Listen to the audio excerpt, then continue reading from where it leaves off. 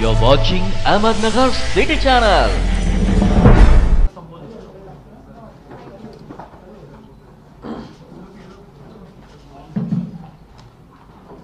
राज्यसभेच्या निवडणुकीमध्ये भारतीय जनता पक्षाने 3 उमेदवार उभे केले होते आणि ज्यावेळी महाविकास आघाडीच्या वतीनं आम्हाला अशी ऑफर देण्यात आली की तुम्ही तिसरा उमेदवार परत घ्या आणि तिकडे आम्ही तुमचा जो 5वा उमेदवार आहे त्याच्याकरता परत घेऊ। त्यावेळेस आम्ही देखील त्यांना विनम्रपणे असं सांगितलं होतं की आम्ही एक राष्ट्रीय पक्ष आहोत आणि राज्यसभा सदस्य आमच्याकरता अत्यंत महत्त्वपूर्ण आहे। देशाची पॉलिसी मोदीजी चालवतात, तयार करतात आणि या सगळ्या पॉलिसी मेकिंग मध्ये राज्यसभा सदस्य एक अत्यंत महत्त्वाचा घटक असल्यामुळे आपण जसं म्हणतात त्याच्या उलट आपण करा। आणि त्यावेळी आम्ही त्यांना लॉजिक हे दिलं होतं की पार्टी म्हणून सगळ्यात जास्त स्पेअर मतं आमच्याकडे, तुम्ही जरी आघाडी आणि अपक्षांच्या आधारावर बोलत असला पण त्यांनी ते मान्य केलं नाही। आणि मला अतिशय आनंद आहे की आमचे तिसरे उमेदवार हे देखील या ठिकाणी निवडून आले। आमच्या पियुष गोयलजींना 48 मतं मिळाली। पियुषजी आपल्या मुंबईचेच आहेत, आपल्याला कल्पना आहे, देशाचे मंत्री आहेत आणि राज्यसभेचे नेते आहेत। आपल्या राज्याचे माजी कृषी मंत्री डॉक्टर अनिल बोंडे यांनाही 48 मतं मिळाली। आणि ज्यावेळेस हे 48 मतं मिळाली त्यावेळेस अनेकांना असं वाटलं की आता तिसरे उमेदवार येणार कसे, परंतु आम्ही त्याची रचना योग्य प्रकारे केली होती आणि त्यामुळे माजी खासदार असलेले धनंजय माडिक पुन्हा खासदार म्हणून तिसरे उमेदवार म्हणून निवडून आले। खरं तर काल दिवसभरात जे काही आम्ही बघत होतो आम्ही सगळे शांत होतो, पण काही लोक मात्र सातत्याने मीडियावर बोलत होते, ट्विट करत होते। एक प्रकारचा दुराभिमान आणि गर्व याचा दर्प, सत्ता जेव्हा डोक्यात जाते तेव्हा माणसाचा व्यवहार कसा होतो याचं चित्र हे काल सातत्याने पाहायला मिळत होतं। आणि मला तर आश्चर्य वाटतं, आम्ही नियमानुसार तक्रार केली, त्यांनी तक्रार केली। खरं म्हणजे उशीर तर त्यांच्या तक्रारीमुळे झाला। आमची तक्रार निकाली निघाल्यानंतर त्यांची तक्रार गेल्यामुळे पुन्हा 2-2.5 तास त्या ठिकाणी कमिशनला काम करावं लागलं। असं असताना यांच्या सगळ्यांची रेकॉर्ड ठरलेली आहे, ती रेकॉर्ड कोणाची बदलत नाही। महाराष्ट्राला वेठीस धरू नका, महाराष्ट्र तुम्ही थोडी महाराष्ट्र आहे, तुम्ही उमेदवार आहे आणि तुम्ही चूक केली आहे आणि संविधानाने आम्हाला अधिकार दिलाय। बरं, आम्ही तक्रार केली तर महाराष्ट्राला वेठीस धरणं आणि यांनी तक्रार केली तर फार स्वागत आहे। म्हणजे एकीकडे संविधानाची शपथ घेतलेले मंत्री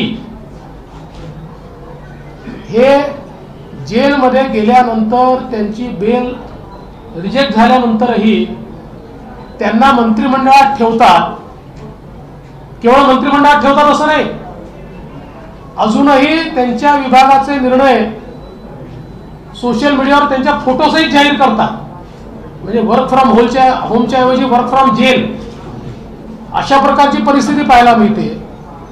आणि दुसरीकडे आम्ही एक तक्रार केल्याबरोबर यांनी संविधानाची पायमल्ली केली, संविधानाच्या विरोधात वागतात। हे जे आकांड तांडव करण्याचं एक तंत्र महाविकास आघाडी ज्या घटकांनी विकसित केलाय त्या आकांड तांडवाचा काल पूर्ण पर्दाफाश झाला आणि मला असं वाटतं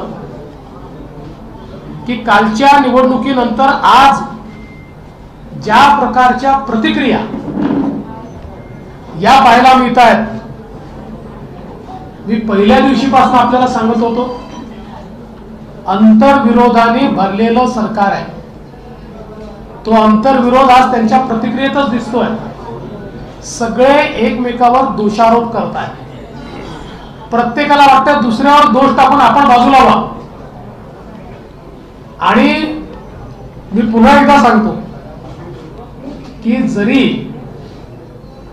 एक मत जे बाद झालं ते बाद झालं नसतं आणि जरी नवाब मलिक यांना मतदानाची संधी मिळाली असती तरीही भारतीय जनता पार्टीच निवडून आली असती. इतके कन्व्हिन्सिंग मतं आम्ही घेतलेले आहेत. आणि म्हणून मला असं वाटतं की आता आमची अपेक्षा एवढीच आहे, मी काही कोणाला सल्ला देण्याकरता बसलो नाही, तरीही सरकारने अंतर्मुख होऊन विचार केला पाहिजे. सरकारच्या आमदारांमध्ये प्रचंड अनरेस्ट आहे, भयानक अनरेस्ट आहे. कारण ज्यावेळी सरकारचे काम थांबलेलं असतं आणि राज्यामध्ये काहीच होत नाही त्यावेळी त्याचा राग आमदारांना फेस करावा लागतो. सत्ता पक्षाचे आमदार तो फेस करताय. आणि म्हणून आम्ही जसं सांगितलं होतं की सत्सद विवेक बुद्धीला स्मरून आम्हाला मतदान होईल, तसं आम्हाला झालंय. विधान परिषदेच्या निवडणुका आहेत, मी बिलकुल सोप्या मानत नाही, निश्चित कठीण आहेत, पण तरी आम्ही उमेदवार का उभा केलाय याचं कारण अंतर्विरोध व्यक्त होण्याकरता जागा ही सत्ता पक्ष देऊ शकत नाही. अंतर्विरोध आणि राग व्यक्त होण्याकरता जागा विरोधी पक्षच देऊ शकतो. आणि म्हणून आम्ही जो उमेदवार या ठिकाणी उभे केले आहेत त्यांच्या माध्यमातून हा विरोध व्यक्त होईल आणि तीही जागा आम्ही प्रयत्नांची शर्त करून निश्चितपणे निवडून आणू, हा मला विश्वास आहे. मी आज या निमित्ताने विशेष आमचे माननीय आमदार लक्ष्मण भाऊ जगताप यांचं अभिनंदन करतो. अतिशय विपरीत परिस्थितीत दवाखान्यात ते ऍडमिट होते, नंतर त्यातनं बाहेर पडले, घरी गेले, बाहेर जाण्याची परमिशन डॉक्टरनी दिलेली नाही.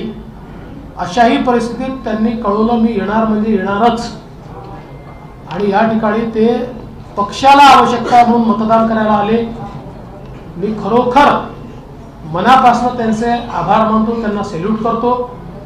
मुक्ताताई टिळक अतिशय विपरीत परिस्थिती होती, एक दिवस आधी तिथे ऍडमिट झाल्या, दवाखान्यातनंच वोट देण्याकरता आल्या, पुन्हा दवाखान्यात गेल्या आणि तिथनं परत गेल्या.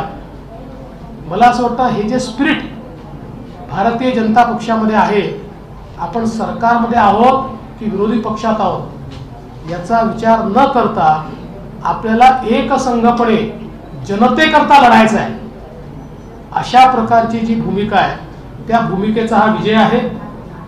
आमची जी काही महाराष्ट्रातली टीम आहे, आमचे अध्यक्ष चंद्रकांत दादा पाटील यांच्या नेतृत्वात आमच्या टीमने अतिशय चांगलं प्लॅनिंग केलं, योग्य प्रकारे नियोजन केलं आणि त्या नियोजनातनं हा विजय आम्हाला मिळाला. आणि या निमित्ताने आमचे निरीक्षक म्हणून आलेले श्री अश्विनी वैष्णवजी, जे आपल्याला कल्पना आहे की देशाचे IT आणि रेल्वे मंत्री आहेत, त्यांचंही मी मनापासून आभार मानतो की त्यांचंही चांगलं मार्गदर्शन आम्हाला या ठिकाणी मिळालं. आणि जनतेच्या प्रश्नांवर म्हणजे एक विजय मिळाला म्हणजे आम्ही आता समाधानी झालो असं नाही, उलट या विजयाने आमच्यावरची जबाबदारी वाढवली आहे. जनतेच्या अपेक्षा सरकारकडनं नाही आहेत, त्या आमच्याकडनं आहेत. जनतेला वाटतं की ही मंडळी आपले प्रश्न उचलतील आणि आपल्याला न्याय मिळेल. एकीकडे जनता माननीय मोदीजींचं सरकार पाहत आहे, 8 वर्षात ज्या पद्धतीनं मोदीजींनी चमत्कार घडवलाय आणि अशक्य वाटणाऱ्या गोष्टी करून दाखवल्या आहेत, तसंच महाराष्ट्रातही झालं पाहिजे अशी जनतेची अपेक्षा आहे आणि आम्ही ते निश्चितपणे पूर्ण करू, एवढंच या निमित्ताने मी सांगतो. बघ आपण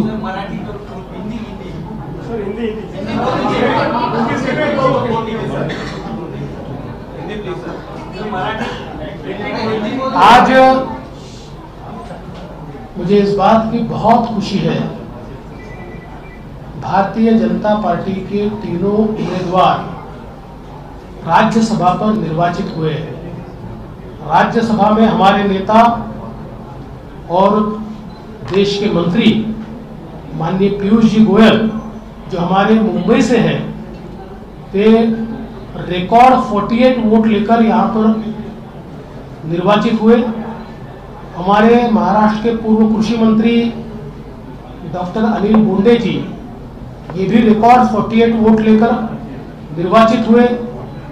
पूर्व सांसद और फिर से सांसद बने धनंजय महाडिक जी, इन्होंने कोल्हापुर की पद्धति से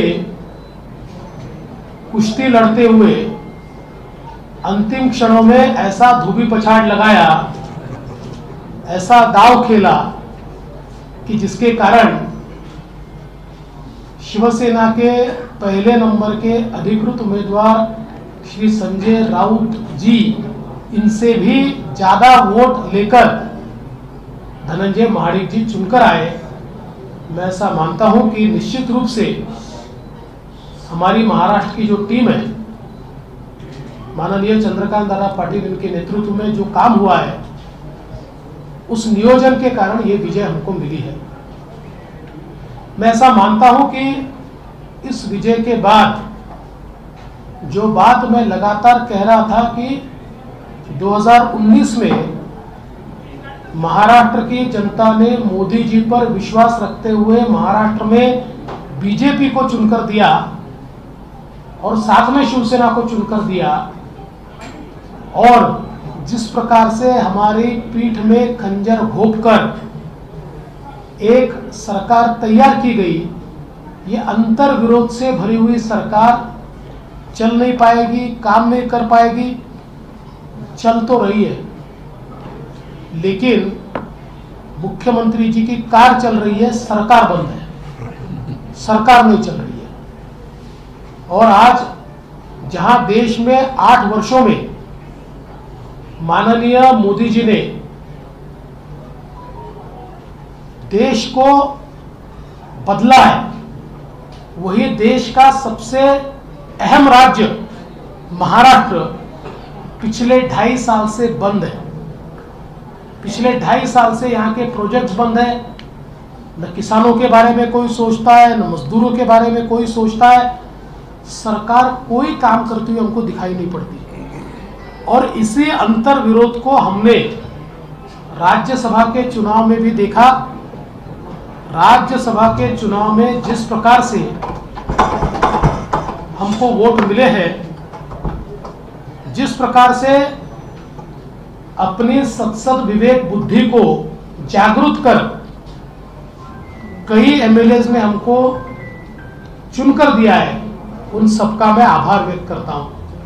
मुझे ऐसा लगता है कि ये जो अभी किसियानी बिल्ली खंबा नोचे वाली स्थिति महाविकास आघाड़ी की दिखाई पड़ रही है, लोगों को विक्टिमाइज करने की जगह उन्होंने इस हार से ये सीखना चाहिए कि जनता में भी अनरेस्ट है और उनके एमएलएज में भी अनरेस्ट है, और ये अनरेस्ट रिफ्लेक्ट हो रहा है. और इसलिए अपने कारोबार को सुधारने का प्रयास महाविकास आघाड़ी ने करना चाहिए. जिस प्रकार का भ्रष्टाचार, अनाचार, दुराचार, अत्याचार महाराष्ट्र में देखने को मिल रहा है, महाराष्ट्र की जनता उससे निजात चाहती है, और उसी का रिफ्लेक्शन आने वाले सारे चुनाव में देखने को मिलेगा और महाविकास आघाड़ी परास्त होगी. मैं हमारे तीनों चुनकर आए हुए सांसदों का बहुत बहुत अभिनंदन करता हूं। सर, माणसं आपलीसिंग करण्याची कला देवेंद्र फडणवीस यांच्याकडे आहे, त्याच्यामुळेच त्यांना हा चमत्कार घडला अशी सूचक प्रतिक्रिया शरद पवार यांची आली आहे, त्याच्याकडे कसं बघता? मला असं वाटतं की एकेकाळी आणि आजही पवार साहेबांबद्दलही असं बोललं जायचं की ते माणसं जवळ करतात, सगळीकडे त्यांचे मित्र असतात. तसं आता आमचेही आहेत, सगळीकडे संबंध चांगले आहेत. आणि विशेषतः मला असं वाटतं की राजकारणामध्ये जिथे गॅप असेल, जिथे अंतर्विरोध असेल, तिथे तिथे विरोधी पक्षाने योग्य काम करायचं असतं. ते योग्य काम आम्ही केलेलं आहे.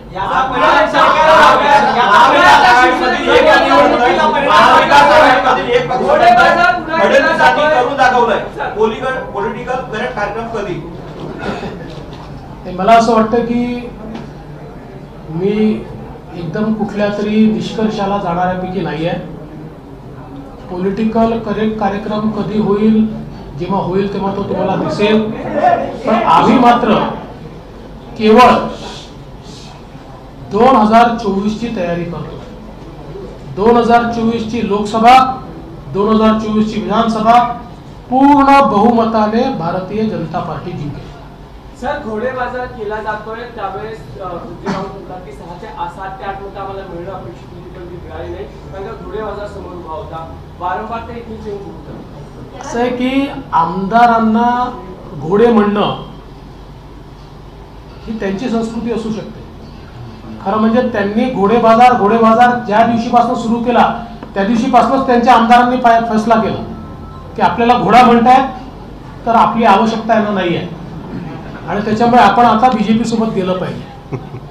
असं आहे, संजय राऊतांनी या गोष्टीचं आत्मपरीक्षण केलं पाहिजे की त्यांच्यापेक्षा जास्त आमच्या तिसऱ्या उमेदवाराला मतं मिळालेली, याचं आत्मपरीक्षण त्यांनी केलं पाहिजे. आणि काल दिवसभर ते जे काही बोलत होते, आम्ही बाज आहोत आणि आम्ही हे आहोत आणि आम्ही ते आहोत, आणि मला असं वाटतं की एवढा कुठल्याही व्यक्तीला सत्ता येते जाते, पण ती एवढ्या डोक्यात न्यायची नसते.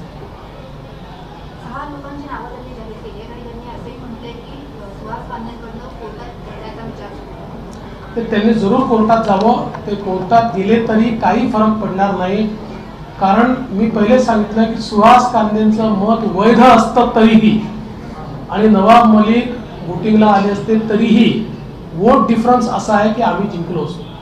त्यामुळे आणि हे नावं जाहीर करणं आणि धमक्या देणं त्यांचा आपापसातला विषय आहे. म्हणजे ते जे काही करतायत त्यांनी ते अधिक लोकप्रिय होणार नाही आहे, त्याच्यामुळे त्यांच्यातला अंतर्विरोध अजून उफाळून येणार आहे. सर, फडणवीस साहेब, सर काल विजयानंतर सर घोषणा सुरू होती, ये तो जाकी है, 20 तारीख बाकी आहे. आता ओपन बॅलेट मध्ये आपल्या उमेदवाराचा विजय झाला, विधान परिषदेमध्ये तर गुप्त मतदान असणार, आपले दोन्ही उमेदवारांचा विजय हा नीट होईल. असं आहे की आम्ही सगळी स्ट्रॅटेजी आमची परवापर्यंत खुली करू, म्हणजे कसं लढणार, कोण लढणार, आणि त्यानंतर आम्ही नीट मेहनत करू, आमचं प्लॅनिंग करू. निवडणूक ही निवडणुकीसारखी लढायची असते. अति आत्मविश्वास कुठल्याच निवडणुकीत कामाचा नसतो. आम्हाला याची कल्पना आहे की निवडणूक सोपी नाही आहे, पण जसं मगाशी दादांनी सांगितलं, जे चित्र आम्ही पाहतोय, जो अंतर्विरोध आम्ही पाहतोय, जी नाराजी आम्ही पाहतोय, आणि समोरून येऊन म्हणजे खरंच सांगतो, अनेक सत्ता पक्षातल्या आमदारांनी येऊन आम्हाला हे सांगितलं, भाऊ काही झालं तरी उमेदवार परत घेऊ नका, बिनविरोध करू नका, आम्हाला दाखवूनच द्यायचं आहे. हे त्यांनी सांगितलं, खोटं सांगत नाही. त्याच्यामुळे याच्याच आधारावर आम्ही उभे आहोत. सर, अनेक मुख्यमंत्र्यांविषयी नाराजी व्यक्त केली होती आणि आज शरद पवारांनी निकालानंतर जी प्रतिक्रिया दिलेली आहे की चमत्कार देवेंद्र फडणवीस यांनी घडवला, ते आपल्याच लोकांना करण्याची कला आहे, ती शिकली गेली पाहिजे, समजली गेली पाहिजे. मुख्यमंत्र्यांकडे त्यांचा रोख आहे तुम्हाला वाटतं? असं आहे की बिटवीन द लाईन्स हे राजकारण्यांनी बोलायचं असतं आणि ते पत्रकारांनी समजायचं असतं. राजकारण्यांनी बोलायचं नसतं. सर, भाजपनं रडीचा डाव खेळला आणि सिरियस काम करतो असं सुप्रिया सुळे म्हणतात. एकीकडे पवार तुमचं कौतुक करतात आणि सुप्रिया सुळेंचं विपरीत. असं आहे की हारल्यानंतर अशा प्रकारच्या प्रतिक्रिया येणं स्वाभाविक आहे. फडणवीस साहेब, संजय राऊत साहेब असं म्हणाले की भारतीय जनता पार्टीकडनं मोठ्या प्रमाणात घोडा बाजार भरवण्यात आला आणि त्यांची बोली लावली बाजारामध्ये आणि घोड्यांना हरभरे चारण्यात आले आणि या निवडणुकीसाठी भारतीय जनता पक्षाने मोठ्या प्रमाणात पैशाचा वापर केला. त्यामुळे भारतीय जनता पार्टीचे जे तिसरे अधिकृत उमेदवार आहेत धनंजयजी महाडे ते विजय झाले आहे आम्ही असं मानत नाहीत असं संजय राऊत साहेब. असं कोणाला काही बोलता येतं. ते म्हणतील यांनी घोडे बाजार लावला आम्ही म्हणून त्यांनी गधे बाजार लावला. त्याला अर्थ नसतो ना काही. सर येणाऱ्या महानगरपालिका निवडणुकांच्या नेतृत्वात गोवा सत्ता आली खाती आता राज्यसभा विधानसभा आणि नंतर महापालिकेचा क्रम तुमच्या पुढे आहे. नेतृत्व एकच आहे ते माननीय मोदीजींचं आहे. त्यांच्या नेतृत्वामुळेच आम्ही जिंकतो. त्यांच्या नेतृत्वामुळेच आम्हाला सगळीकडे लोकांमधनं सकारात्मकता मिळते. त्याच्यामुळे आम्ही सगळे पक्षाचे असे लोक आहोत की दिलं ते काम करायचं. जे जे काम मिळालं ते करायचं. आणि भारतीय जनता पक्षामध्ये व्यक्ती काम करत नाही, टीम काम करते. आमच्या टीमचा विजय.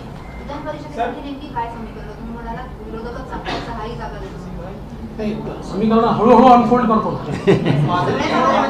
जी. जानना चाहेंगे कि कहाँ महाविकास आघाड़ी सरकार कम पड़ी और क्या वजह थी कि आपके वोट जीत के आए. विधान परिषद में भी क्या आप अपने जो उम्मीदवार से उतारे उनको चुनाव लड़ाएंगे या फिर वापस लिया जाएगा, इसलिए क्या स्ट्रेटेजी? देखिए पहले तो मैंने हम क्यों जीते तो बोल ही दिया आपको. जहाँ तक विधान परिषद का सवाल है तो हम लोग 1-2 दिन में तय करेंगे हमारे कितने उम्मीदवार लड़ेंगे.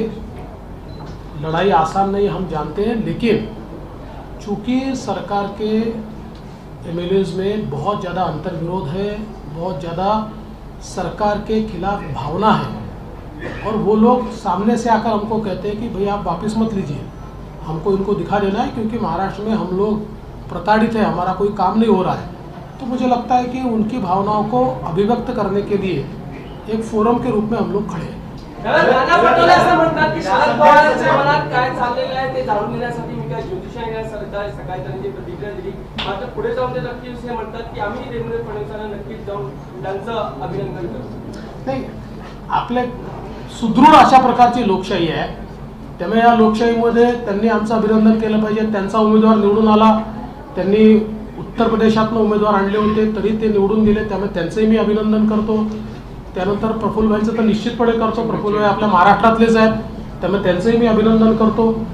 संजय राऊतांचं देखील मी अभिनंदन करतो. शेवटी दिवसभर त्यांनी खूप प्रयत्न केला. एक वोट त्यांचं गेलं असलं तरी देखील कोटा कंप्लीट करता आला, त्याच्यामुळे त्यांचंही मी अतिशय मनापासून अभिनंदन. आपल्या महाराष्ट्राची संस्कृती एकमेकाचं अभिनंदन करण्याची.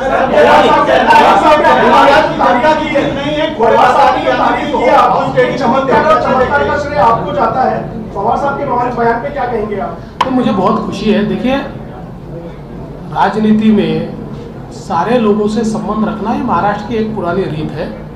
ऐसे हमारे भी सब लोगों से संबंध है और कभी वो काम में आते हैं कभी नहीं आते. इस बार चूंकि अंग्रेज था, इस बार बहुत लोगों के बीच अंतर्विरोध था तो हमको उसका फायदा मिला. महाराष्ट्र की जनता नहीं है ऐसा संजय राउत जी का कहना है, इस पर क्या कहेंगे? देखो मैं आपको एक ही बात बताता हूँ, आपके माध्यम से संजय राउत जी को इतना ही कहना चाहता हूँ कि परिंदों को मिलेगी मंजिल एक दिन, ये फैले हुए उनके पंख बोलते हैं और वही लोग रहते हैं खामोश अक्सर जमाने में जिनके हुनर बोलते हैं.